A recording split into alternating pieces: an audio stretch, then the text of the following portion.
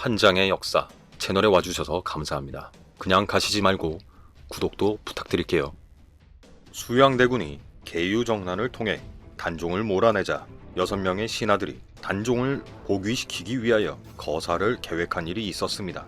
그러나 거사를 같이 모의했던 이들 중 한 명이 세조의 후환이 두려워 밀고를 하는 바람에 6명의 신하가 계획한 거사는 수포로 돌아갔습니다. 그 결과 6명의 신하 중 성균관 사이에로 있던 유성원을 제외한 나머지 5명 성삼문, 박팽년, 이계, 하위지, 유응부가 세조에게 붙잡혀 고문을 당하고 있었습니다. 세조는 쇠를 시뻘겋게 달궈서 몸을 지지는 끔찍한 형벌을 가하며 신문을 진행했습니다. 성삼문 등의 거사를 진행하려던 이들은 이미 계획이 모두 들통난 상황에 대부분의 사실들을 실토하고 있었습니다. 그렇게 첫날의 국문을 마친 죄인들은 다시 의금부에 하옥되었습니다. 다음날 세조는 당시 국문을 실질적으로 담당하던 구치관에게 명해서 의금부에 갇혀있는 죄인들에게 질문을 묻게 했습니다.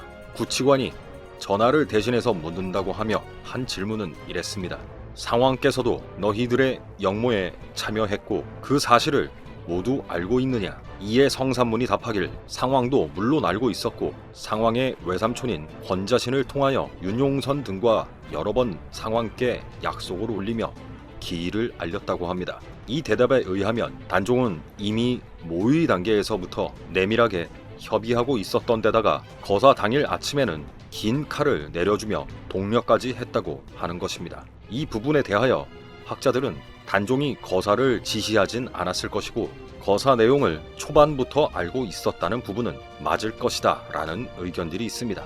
왜냐하면 이 시기에 상왕으로 물러나 있던 단종은 경기도 상령으로 유배된 금성대군의 옛집으로 출입이 제한되어 있었습니다. 그렇기에 외부 사람을 만나서 반정을 모의할 엄두를 내지 못했을 것이라는 의견입니다. 게다가 단종이 맞이했던 왕비는 세조와 절친한 사이였던 송현수의 딸이었기 때문에 부인과 장인마저도 자신의 편이 아니었습니다. 연려실기술에선 상왕이 사는 집에 군사를 배치하여 출입문을 지키게 했고 의정부에서도 환관 등을 보내어 사흘마다 승정원에 보고하게 했다고 합니다. 단종은 상왕으로 물러나 있음과 동시에 감시까지 당하고 있었던 것입니다. 세조가 죄인들을 다시 불러내어 철저하게 신문하며 묻습니다. 너희들의 거사 계획을 분명히 상왕에게 알렸을 텐데 어찌 상왕 보기를 도모하면서 상왕도 모르게 이를 추진할 수 있냐고 물었습니다. 이에 성삼문 등은 거사가 성공하고 나서 상왕에게 알려서 복위시키려 했다고 합니다. 그러자 세조는 정말 상왕에게 아무런 귀띔도 하지 않았냐고 다시 묻습니다. 성삼문이 답하길 미리 알리려고 시도했지만 거사의 계획이 탄로날 우려가 있어서 결국 알리지 못했다고 합니다. 그럼에도 세조는 그 말을 오직 믿지 않았고 분명히 반역을 모의할 때부터 상왕과 함께 했을 것이라 여겼습니다. 거기에 성삼문도 지지 않고 그것이 아니라고 하고 있었습니다. 세조는 단종을 반역죄인들과 엮음으로써 차후에 단종을 내칠 구실로 삼았을 가능성이 높다라는 의견도 있습니다. 그렇게 세조의 철저한 신문을 마친 이들은 차례차례 최후를 맞이하게 됩니다. 성삼문을 비롯한 사육신들은 거열형을 당했는데 이것은 사람의 목과 사지를 밧줄에 묶어 소나 말의 힘으로 당겨 찢어 죽이는 아주 끔찍한 형벌입니다.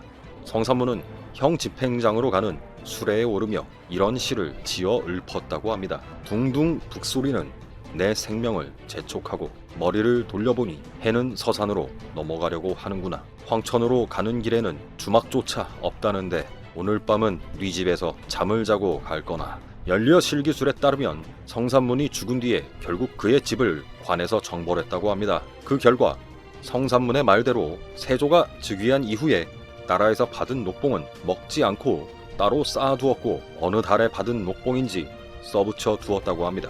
이계와 하위지 등도 거열형으로 처형되었고 그중 박팽년은 고문 중에 사망했습니다. 그리고 성균관 사이에로 있던 유성원은 유생들을 통해 성삼문 등이 체포되어 고문을 당하고 있는 소식을 듣고 집에 돌아와 아내와 함께 술잔을 나누고 사당으로 올라갔습니다. 사당으로 올라간 유성원이 오랫동안 내려오지 않자 그의 아내가 이상함을 느껴 올라가 보니 관대를 벗지 않고 반드시 누워서 차고 있던 칼로 목을 찔러 죽어 있었습니다.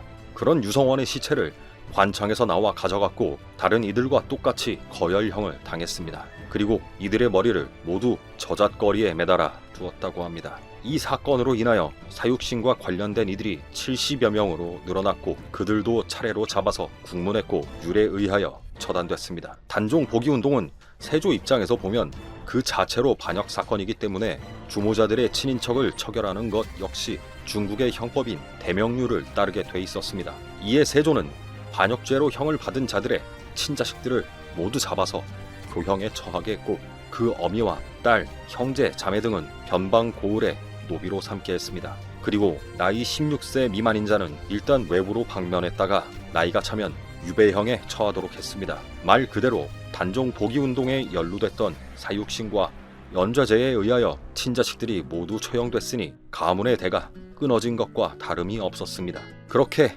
한 임금에 대한 충의를 지킨 이들이 학살과도 같은 형벌로 모두 목숨을 잃게 되었고 조카로부터 왕위를 찬탈한 세조는 이후로도 많은 사건을 일으킵니다. 사육신들과 반대로 단종이 왕위를 탈취당한 뒤 벼슬을 버리고 절개를 지킨 6명의 신하, 생육신과 여러가지 이유로 학살을 저지르는 세조의 이야기는 다른 역사의 장에서 계속됩니다.